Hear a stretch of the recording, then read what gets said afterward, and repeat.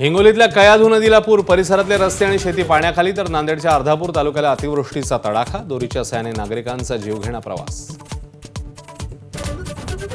दुष्काळी भाग म्हणून ओळखल्या जाणाऱ्या साताऱ्याच्या माण तालुक्यात मुसळधार पाऊस, म्हसवड इथल्या माणगंगा नदीने पुराचं पातळी ओलांडली, बाजारपेठेत शिरलं पाणी।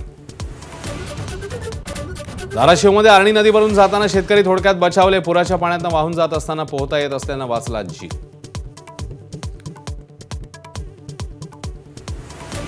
सोलापूरच्या उंदर गावात पाणीसाठी गेलेल्या सदाभाऊ खोतांवर स्थानिकांचा रोष, केवळ फोटो सेशनसाठी आलात का असा सवाल।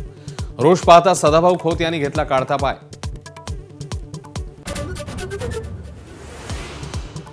कोरोनाचे उणे काढायचे असतील तर मी चर्चा करायला तयार, उद्धव ठाकरेंचं देवेंद्र फडणवीसांना आव्हान। अंगलट आल्यावर फडणवीस पाटे फोडतात, ठाकरेंची टीका।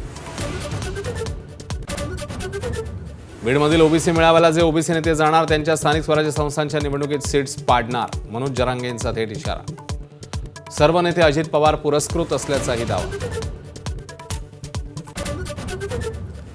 ओबीसी आंदोलक लक्ष्मण हाकेंच्या कारवर हल्ला, अहिल्यानगरजवळील आनंदगाव परिसरात अज्ञातांनी काठ्यांनी हल्ला केल्याची माहिती। नांदूरला ओबीसी एल्गार सभेसाठी जात असतानाची घटना।